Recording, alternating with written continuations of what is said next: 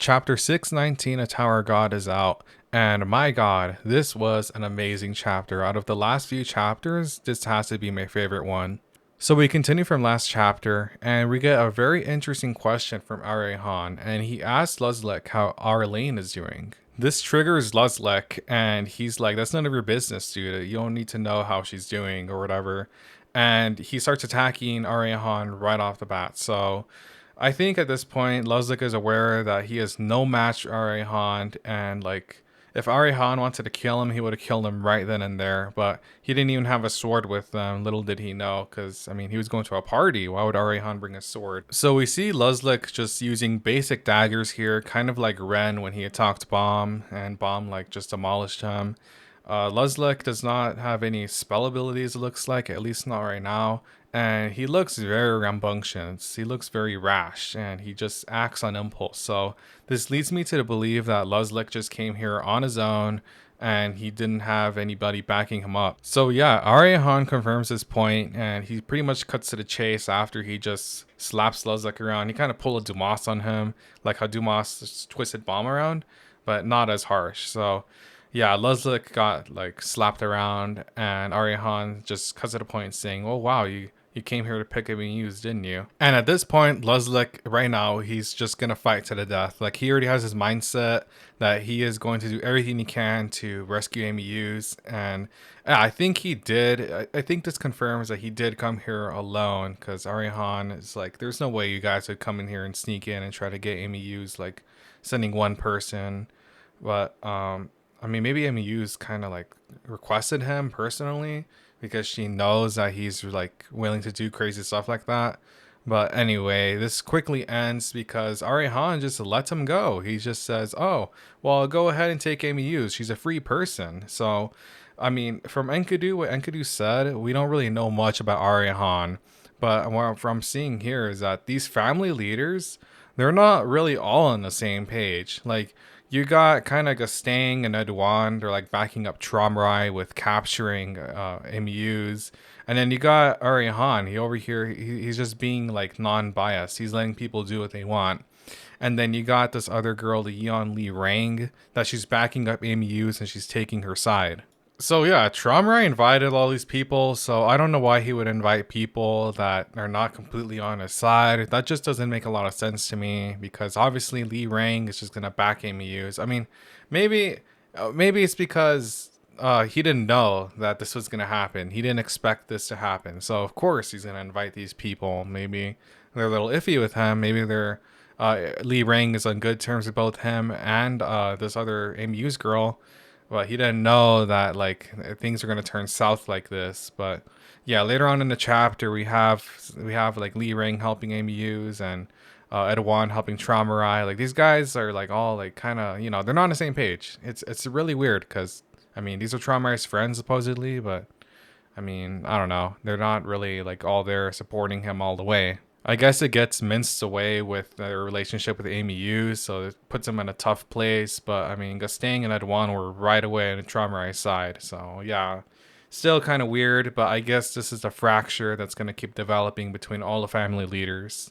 So back to the story, Luslec really gets defensive when Arihan starts calling him reckless, and Luslec is like, "I don't care if I'm reckless. I don't care if other people say I'm reckless." And he just, he's very staunch in what he believes in. So I think Luslec here is kind of like a kid. Like, he's not really he's not really all there. It's not like himself in the future, obviously, because he's really old. But this Luslec is really young. He's really naive. He's really reckless. He just acts an impulse pretty much, and he is surprised Arihan is letting him go free. Like, he's letting him go capture Ameuz, and he's like, "What the fuck are you doing, man? Like, why are you just gonna let me capture Ameuz?" And yeah, so like I was saying earlier, Arihan is like, "Well, she's a free person," and he was only there to say goodbye to her. So like right away, like, Arihan is quickly becoming like one of my top favorite characters. This guy is like really humble. He's like really mature. He's humble. He seems like a really nice, relatable guy. Like, I really like Arihan just from these few little like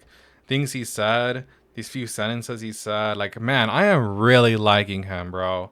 And the way he says it, it's like so ghostly. It's like, well, this is the last time we're going to see each other, so I just wanted to say goodbye. Like, he doesn't hold any ill will or any of these rambunctious emotions or any hatred or envy. Arihan is just very peaceful. It's like tranquility. I mean, that goes with his, like, what he is, right? He's like white. Like, white is like tranquility, peace, serenity, all that stuff. Like, Arihan, yeah, I mean, he lives up to what he stands for. And then we also got to remember he has that sword like in the middle of his palace in the floor that has never been stained with blood. So this guy is just all about purity. And one quick thing I want to say is that he does confirm that Arlene is with the Grace people. So at this point, it looks like Arlene and Jovial Grace or V are together. So I mean, that's already in the making. So like, we don't really hear of Arlene though. So Han like pretty much ends his monologue with saying that his dear friends are leaving one by one, and it's very sad. So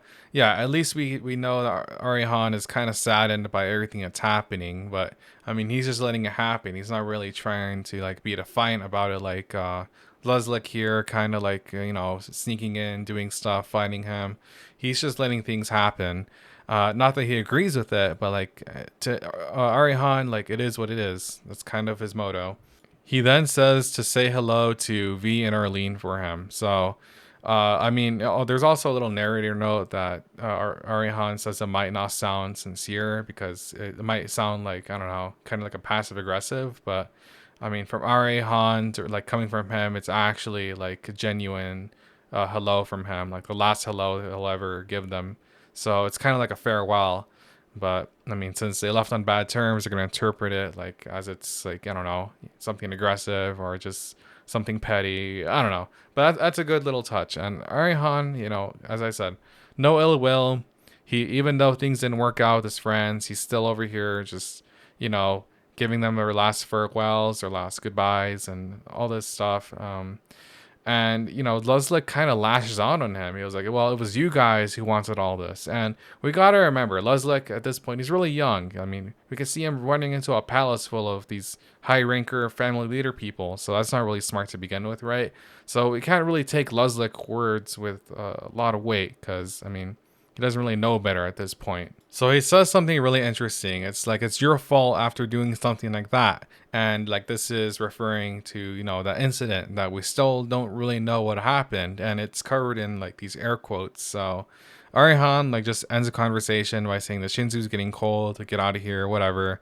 And Luslec just leaves kind of angry. So this was a very interesting interaction. I guess Arihan, I mean, he's going to be on his way already. I mean, he has no business meddling with whatever's going to happen right now. He doesn't really care. He just wanted to say goodbye to Ameuz, and that's it. So, I mean, maybe I shouldn't say he doesn't care. He does care, but I mean, these people are going to do what they want to do, and he doesn't want to really dictate or influence what they do. So, I mean, a lot of respect to him. I hope we get to see more of this character before this flashback ends, but I don't think we'll see that much more, unfortunately. So we cut back to Traumerei and the gang, and they're talking about Enkidu. So they're really confused. Well, Adwan is confused with like Traumerei's kind of different approach here, because Traumerei only likes taking control of things that he can control, right? He doesn't like being friends or anything with things he can't control. So Traumerei kind of had to explain that Enkidu is like a human, but he's not a human, and yeah, it's kind of confusing. This human term keeps getting tossed around a lot, and yeah, it's just not really solidified. I mean, kind of there's a statement from someone saying like a human is something that Traumerei can control, which I don't know. Like, I guess Traumerei can really only control like animals, right? I mean, the beast skin are animals, technically, I think. I guess a human is like, I don't know, Han Sung Yu, Jin Sung Ha, right? Like, these things are humans. But I thought Enkidu was like a beast skin. Like, he looks like a beast skin, doesn't he, with these horns? I don't really know. I'm always getting confused on this. I don't know if a human is an irregular or like if it's a humanoid person, like Enkidu kind of, but he has horns. I have no idea. But anyway, I'm kind of going on a tangent on something not really important right now, because Traumerei, he recalls that Enkidu has an ability that he can, like, I don't know, he can possess people, he can transform into people. So I think he's referring to the ability where he just took over someone's body. So I guess Traumerei did not remember that Enkidu had this ability. It was head on that directed Enkidu to possess Enkidu, and Traumerei did not notice that he did that. I guess he's barely realizing that Enkidu did that to get the body of Enkidu, which I'm actually pretty surprised. I think, wow, that's kind of confusing now, because I guess Traumerei thought that he was just transforming into someone all this time, but he didn't actually realize he became someone. So I don't know. I guess Traumerei forgot. But all this time he just barely considered him human. Um, okay. If you guys can like clear that up in the comments, because I'm really lost with this. I don't think it's a big deal, but yeah, it's kind of confusing. Anyway, Traumerei gets informed that there is an intruder in the castle, and it's always these guys. It's always like, how do they know that there's someone in the castle? Even in the present time, like in Traumerei's Princess Hark, like someone is always informing him, or he always knows something. This time he didn't know, actually. This time he did not know. Someone is keeping an eye on the castle for him, I guess. I guess that's how he knows that people are like sneaking in or doing shit behind his back. So a widespread announcement is made throughout the whole castle, and like even Ameuz and this Li Rang here, and Li Rang is kind of like brushing it off, like, oh, it looks like they're here to pick you up. Are you gonna go now? And Ameuz, I mean, she's already getting up. I guess her ride is here. Luslec is here in her head. I guess so. I guess she did call him because maybe she knew that he was the one that was gonna sneak her out. Yeah, so she says if she can leave quietly, but Luslec is already alerting everybody in the fucking castle, so I don't know how quiet that's gonna be. I mean, Traumerei knows that he's here to pick you up, so I don't really know how you can get out quietly. So yeah, Traumerei probably doesn't know that Li Rang is a traitor, and I mean, he invited her to the party, and she is gonna be betraying him in his own party, in his own house. So that is super fucking disrespectful. But hey, women stick together. That's just what they do. So Ameuz is really not afraid to speak her mind. She seems like a very old soul, cause I mean, I don't know. She's not naive. She's not like innocent in a way. With unlike Li Rang. I mean, I think she's older than Li Rang, honestly, because she speaks like a woman. And she's over here saying that we're going to be enemies, like just flat out. And she trusts Li Rang enough for her to not lash out on her and be like, well, yeah, I'm not going to let you out since you're leaving, and like betray her right away. So Li Rang suggests that she goes and says bye to Traumerei one last time. You know, maybe it's the right thing to do. I mean, you've been in his house all this time. You're going to leave, like, you just broke his heart, and now you're just gonna leave, like, just like that, like, kind of ghost him. You know, it might be the most sensible thing to do. So I appreciate Li Rang for at least bringing it up and not being a complete bitch like she's been lately. But Ameuz, of course, is not going to do that. She'd rather ghost him and just leave without him knowing, supposedly. But of course, this is Traumerei's house. He knows what's going on in his own house. So it's not like he's going to turn a blind eye after she said that whole announcement and let her go without a challenge. So Luslec is already running away, and he's like, damn it, I shouted too loud. So I guess Luslec just, I mean, this guy sucks at like sneaky missions like this. I mean, this is all on him. Like, he alerted everybody. He could have done this way better, but he just didn't. And yeah, so he said that Ameuz told him to meet in the one room, a specific room, and he's trying to find it, but Traumerei is already there. Traumerei already found Luslec, and he has that snake that was guarding Leviathan with him. I think this is that snake, right? It's a snake with two different colored eyes. I think that was the one guarding Leviathan. It looks very small here. I'm pretty sure, yeah, Traumerei gets stronger over time, and the snake gets so strong that it starts guarding Leviathan. But anyway, Traumerei already knows that Luslec is there. And Enkidu's like, Traumerei, we have a problem. We need to find this guy. And wow, this is where this chapter gets like amazing. Like, holy shit. Okay, so Traumerei is like, Enkidu, I have a favor to ask you. And Enkidu is like, what do you want me to do? And then he brings Enkidu to this room, and it has a snake with Luslec already captured. So, man, Luslec fucking sucks. Like, at this point in the story, Luslec fucking sucks. He couldn't even get Ameuz out of the castle. So, yeah, I think this was just a sneaky mission from Luslec because, I mean, this guy already got captured. Like, what the fuck? So, Traumerei wants Enkidu to turn into Luslec. So he wants him to turn into him, like specifically, because Enkidu can do two things. He can turn into people or he can possess them. So I'm over here thinking, well, I mean, he might want to take over Luslec's body, right? But no, he specifically wants to like just mimic him, kind of like Ditto, exactly like Ditto. And well, we'll get into the reasoning why in a little bit after, because Enkidu kind of makes a note about it. But yeah, so now Luslec is Enkidu. Well, Enkidu is Luslec. He kind of transformed into him, and now he's just walking around like Luslec. So cutting to the next scene, we see Edouin running with these two guys, and Edouin is really desperately trying to find Ameuz. Like, he is putting his 110% here. He runs to Li Ring and he asks Li Ring, "Hey, have you found Ameuz? Do you know where she is? We need to find her right now." And Li Ring just 100% covers up for Ameuz. She even permeated the whole Shinzu aura, like inside Traumerei's castle, like the sense of the Shinzu, I guess, with her like sense. So, wow, she went. So we got like polar opposites here. Like Li Ring is over here really trying to back up Ameuz, and Edouin is really trying to back up Traumerei. So at least Traumerei has someone dedicated to being on his side, man. Holy shit. And you know, Li Ring over here, she got invited to this fancy party. Traumerei trusted her to be in this party, and she's over here doing him dirty. Like, fucking Li Ring. Fucking Li Ring, man. And I don't know where Gastang is. I guess he's reading his book. I mean, at least R.A. Han, I mean, he had enough integrity to just stay out of this. He doesn't want to choose a side. There's already enough division here. He doesn't want to just be involved in this bullshit, even though he pretty much is, because he's already with the family leaders right here, agreed to be part of that.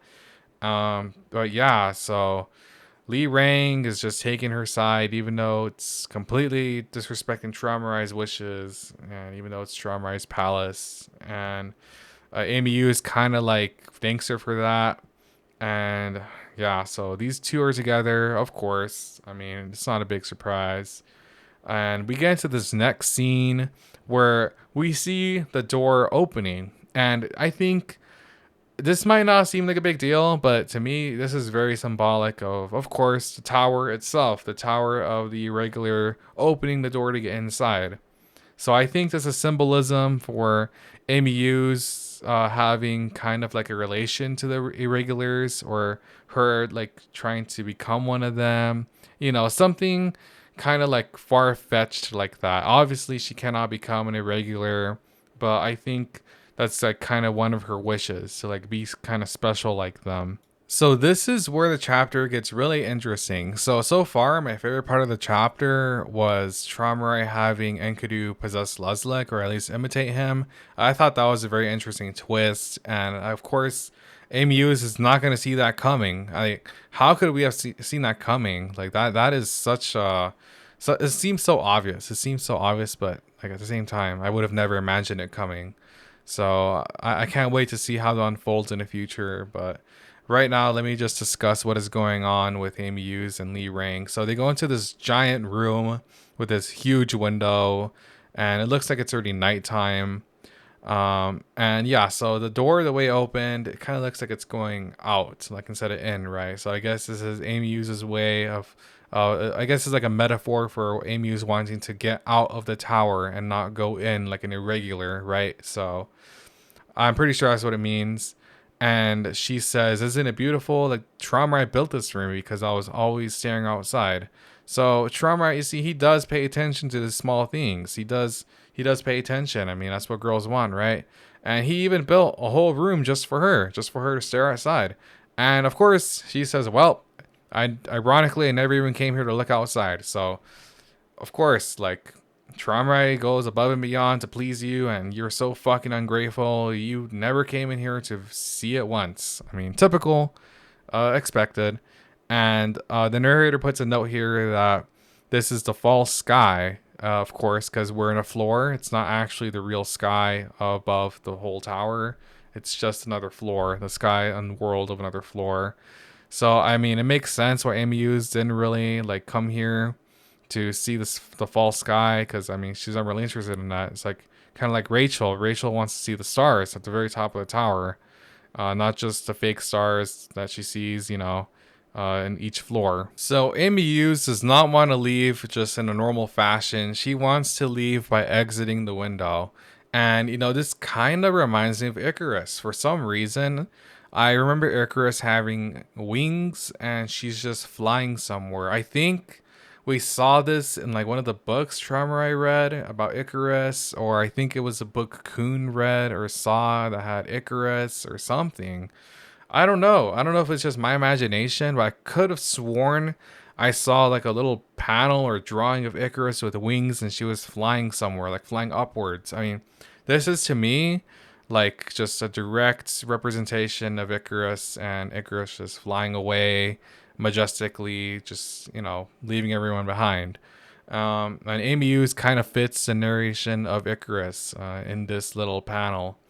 So she wants to leave here without saying bye to Traumerei, and she thanks Li Ring for helping her leave. And I mean, Li Ring once again reassures her, "Are you sure you want to leave without seeing Traumerei?" And I mean, Amy Hughes responds with yes, like a definite yes. She really does not want to see this guy again. She's also notes that she's probably never going to see him again because she's going to be with the Grace people. And of course, I mean, they're enemies, so like it's not really wise to like see each other when you're enemies. So yeah, Amy Hughes also says that it suffocates her heart to see Traumerei and to do this to him. So women, very complicated creatures. I mean, they feel things for some people and they feel other things for other people, and they just can't. They can't really take a solid stance. Like they're so kind of like wishy-washy. Like I don't know. It's really complicated, but they do end up fucking a lot of people over in the end of the at the end of the day. So, I mean that's Amy Hughes for you. I gotta give it to SIU. He really does know how to write women. And we kind of see Li Ring's childish nature erupt here. So, like I was saying earlier, I was saying that Li Ring kind of seemed immature and that Amy Yu seemed like an old soul. And it kind of shows here. Because Li Ring is literally erupting. She's like, well, we're so powerful. We're the family leaders. We can split mountains and oceans. And we're going to have the fucking tower under our thumbs. Like, doesn't that scare you? And I mean, Li Ring is saying this, like, I guess as a last ditch effort to kind of convince Amy Hughes to not leave and to, like, that she could stay with them. I mean, but she's not really threatening Amy Hughes, though. So she's kind of like erupting, but like not aggressively. And Amy Hughes just comforts her. And I don't think Li Ring is really on board with what they've become. I think she thinks that the family leaders and herself have become like so power hungry and they're becoming borderline dictators. Yeah, so this is a lot of change for Li Ring, and I think she's really young. She's probably like one of the youngest people there, because in the last panel, the last chapter, where we saw a little flashback with like staying Li Ring and Traumerei. Traumerei looked really young. He looked like a kid, and Li Ring looked like a teen, and Gastang looked like an adult. So I think Li Ring and Traumerei are probably the youngest out of the group. And I don't think she's ready, like, to take this much responsibility. Like, this is a lot of responsibility all of a sudden is put on her shoulders just because of who she is. She's an irregular, she's extremely powerful, and now she's going to be leading a whole family. One of the top, like, leaders in this whole tower that there's really nobody else above them except a very few selects, like, I guess, head on and administrators at this point. And yeah, so Amy Hughes kind of comforts her. She hugs her. And I mean, these two have like a really tight bond. Like Amy Hughes says that you're still my delicate little friend. And I mean, from what I'm seeing here, this is just Amy Hughes being 100% relatable. Like she's not playing any games here, any mind games or anything. Like what she's saying is what she actually means. Like she's not trying to manipulate anyone here. And I think she was doing the same thing to Traumerei, like right now, when she said that it really hurts her to abandon Traumerei and that she doesn't want to think about it, which is kind of a coward move because, I mean, you ruined a guy's life. You're bringing a lot of stress to him. And, I mean, after he did love you and everything. But anyway, Lee Rang just lets her kind of go after a while of comforting her. And yeah, so Ameuz she finally is ready to leave, and Lee Rain kind of like readjusts herself. She's now this powerful, strong, independent woman, as the narrator kind of like phrases it. I guess this is kind of the start of Lee Rang's feminist phase, or and as well, it's not really a phase because she kind of like carries that character element with her throughout the until the very present of the story. So I guess this is part of her permanent character development. Unlike Bomb, where he keeps changing every single few chapters. Why are we talking about Bomb? He doesn't even exist yet. So, what's his name? What's her name? Lee Rang just exits, and shortly after, Luslec enters. Well, I guess we should call him Enkidu because this is not Luslec. And looks like Enkidu did a half-assed job copying this guy's body because, like, he's got dreadlocks. Didn't even copy his clothes correctly. Not that it really matters, I don't think, because I mean, how is Ameuz gonna decipher that Luslec is gonna be wearing these specific clothes and all that shit? But I mean, Enkidu gave this guy dreadlocks. I don't know if that was on purpose or if it's just really a shoddy imitation. So when he enters the room, Amy Hughes kind of questions, like, hey, how come we didn't come through the window? Like, wouldn't that make sense? Like, sneaking through the window, like, kind of like seeking out a girlfriend through the window. And Luslec, or Enkidu, I guess, he kind of has to make an excuse, like, pull something out of his ass. Because, okay, this dude didn't really think things through. Him and Traumerei did not really think this shit through. It kind of just made this on a whim. So I mean, this is hard. This is really hard. You got to think of all these elements when you do shit like this. It's just a lot of tripwires and a lot of things that you can fuck up on. And Enkidu, I don't know if he's the right man for the job. He's gotta improvise a lot because, like I was saying last chapter, I mean, Enkidu, yeah, sure, he could take over people, but I mean, if he's gonna do an infiltration mission and pretend to be someone, I mean, he's gotta know how to act. He's gotta know how to like try to act natural and not just give himself away. I mean, this is a very hard. You gotta do a lot of fucking practice with this shit. And Enkidu, I don't think he has a lot of practice with it. But anyway, so he said he had to use the bathroom. Once again, pulling shit out of his ass, quite literally, to get this Ameuz off his back because she's asking a lot of questions, and Enkidu doesn't like that because that's going to get very suspicious. So Ameuz is fucking pissed, and Enkidu over here, he's slowly piecing together Luslec's personality, which is good. At least he has that much talent to kind of like improvise and adapt to the situation because he's really got to play. He's really got to play his acting game here because I mean. He's kind of in a shit spot right now because Traumerei didn't let him actually possess Luslec. He just had him imitate him. And I think he did that because Traumerei is probably going to interrogate Luslec, but we'll get into that in a little bit. So Amy is getting fucking pissed. She's like giving him a lecture.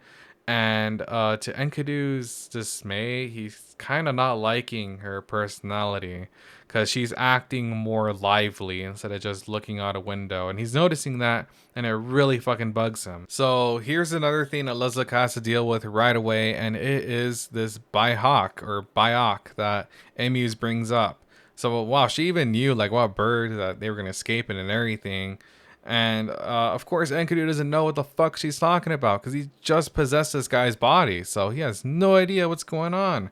So we see Amy Hughes kind of like her personality is like really showing here. Like she's really like doing this, the typical anime female thing, like jabbing him and kind of like messing with him, kind of like a little brother. That's kind of what it looks like, the relationship.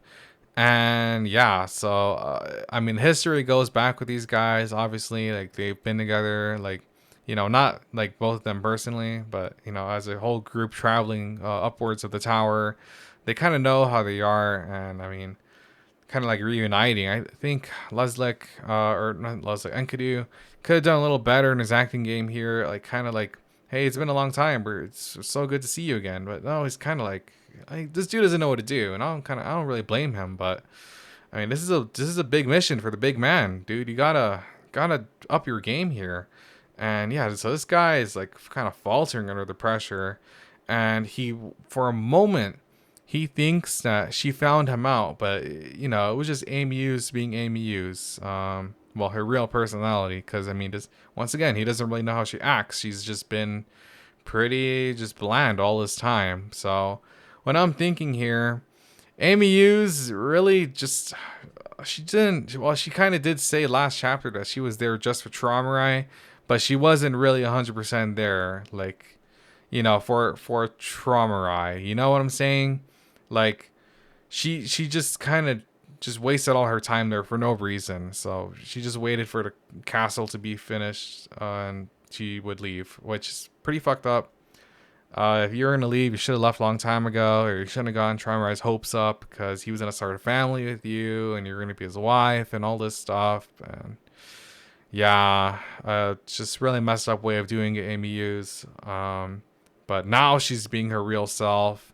Now she's acting like her, and she's not afraid to be herself now, because I mean, this is what she wants to do. She wants to go upward and ascend up the tower.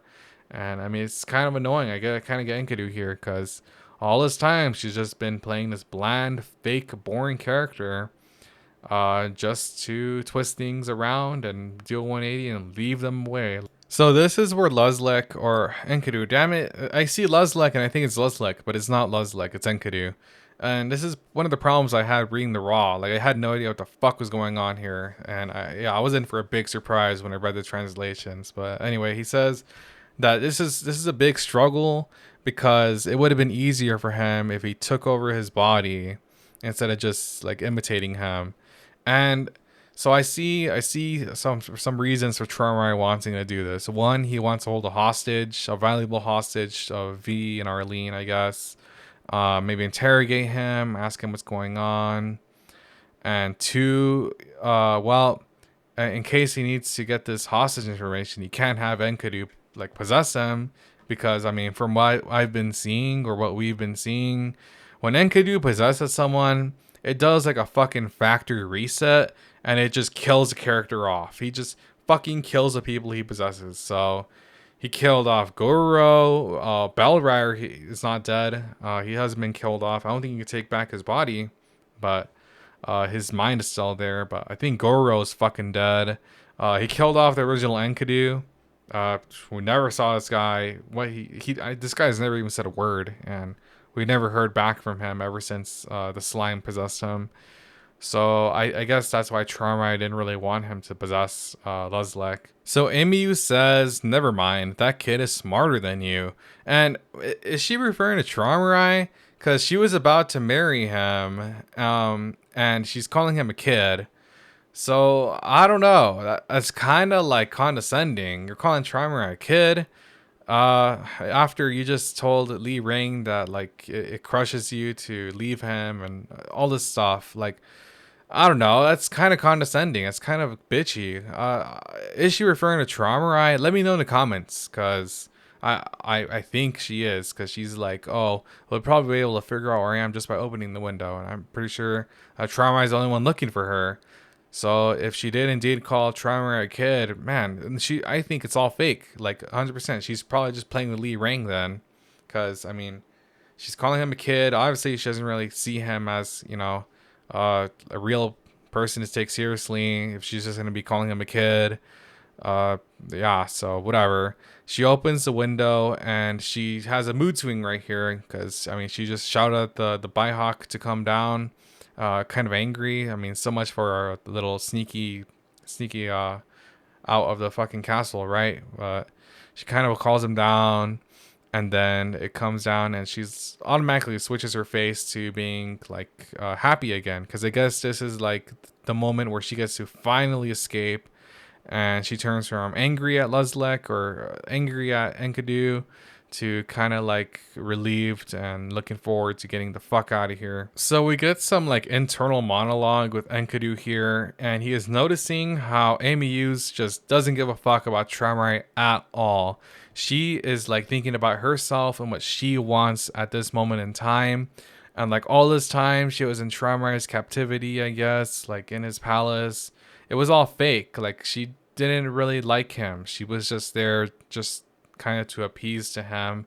Or maybe that's another way of her sugarcoating things. Maybe the Grace family was setting something up and they couldn't accept her at that time or something, you know? Ameuz is really tricky, and Enkidu is fucking pissed because she just shows no regard for how Traumerei's feeling, or that she just fucking flat out backstabbed him, and she's taking no accountability for it. And he's pissed. I mean, Enkidu, that's his best friend. Traumerei is his best friend, and he wants to do whatever he can to make him happy. And yeah, so this is the real Ameuz here, and this is just the way she used to act, and all this time she's just been suppressing herself.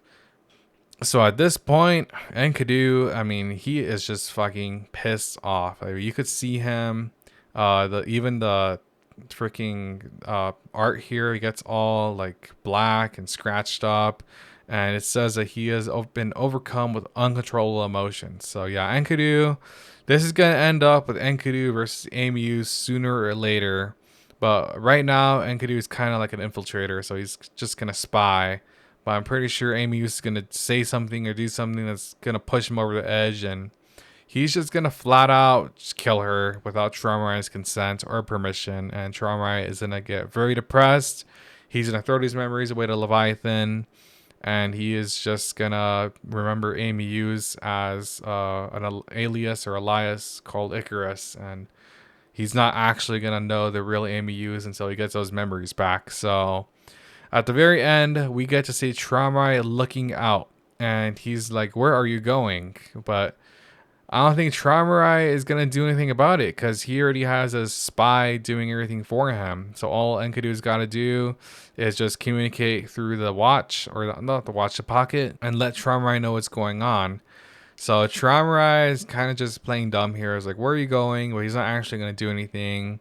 You know, Ameuz is really ballsy to think that if, you know, if things were going her way, that Traumerei wouldn't try to intervene. Of course, Traumerei is going to intervene. She should know Traumerei better than anyone because, I mean, she's been living with a guy for many years. Jesus Christ. So this is where the chapter ends. I don't think Traumerei is going to go out of his way to stop Ameuz from leaving if it wasn't for Enkidu. But I mean, he would have noticed. Like he noticed that she was leaving. It's just not. This is not really a good way to leave. You should have kept Lee Ring around until you actually got the fuck out.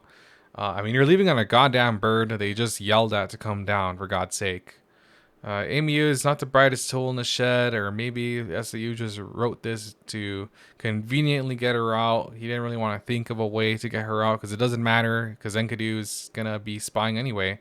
So yeah, a lot of stuff went down in this chapter.